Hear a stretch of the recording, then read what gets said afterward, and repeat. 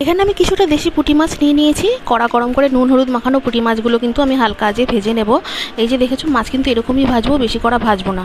এবার ওই কড়াইতে আরেকটু তেল দিয়ে কালো জিরা কাঁচা লঙ্কা ফোড়ন দিয়ে কিছুটা রসুন থেতো দিয়ে দিয়েছি। দিয়ে দেবো কিছুটা পেঁয়াজ কুচোনো। এবার হালকা নাড়াচাড়া করতে হবে, সামান্য নুন দেবো, তাহলে পেঁয়াজটা তাড়াতাড়ি নরম হয়ে যাবে। এর ভিতরে টমেটো দিলে ভালো হতো, টমেটো ছিল না তাই দিতে পারিনি। লম্বা লম্বা করে বেগুনও আমি কিন্তু এর ভিতরে দিয়ে দেবো। এবার হালকা করে কিন্তু এটাকে ভেজে নিতে হবে। একটা বাটিতে লঙ্কার গুঁড়ো হলুদ গুঁড়ো জিরের গুঁড়ো নিয়েছিলাম, সেটাই জল দিয়ে গুলে এটার মধ্যে দিয়ে দিয়েছি। দিয়ে দিলাম কিছুটা কাশ্মীরি লঙ্কার গুঁড়ো, ভালো করে কষতে হবে। লঙ্কার গুঁড়োটা দিয়েছি বলে কিন্তু কালারটা খুব সুন্দর এসছে, তাই না? তো যাই হোক, যতক্ষণ না তেল বেরোচ্ছে এভাবে কষে নিতে হবে। এবার জল ঢেলে দেবো বেগুনটা সিদ্ধ হওয়া অবধি। বেগুন সিদ্ধ হয়ে গেলে ভেজে রাখা মাছগুলো কিন্তু আমি এইভাবে দিয়ে দেবো। এইবার যখন জলটা একটু শুকিয়ে আসবে তখন কিন্তু ধনেপাতা ছিটিয়ে নামিয়ে নিতে হবে। আমার ধনেপাতা ছিল না তাই দিতে পারিনি, তোমরা কিন্তু অবশ্যই ধনেপাতা দিও, খেতে ভীষণ টেস্ট লাগবে। দেখেছো কি সুন্দর হয়েছে দেখতে? তোমরাও ট্রাই করো, ভালো লাগবে। আজ আসি, টাটা।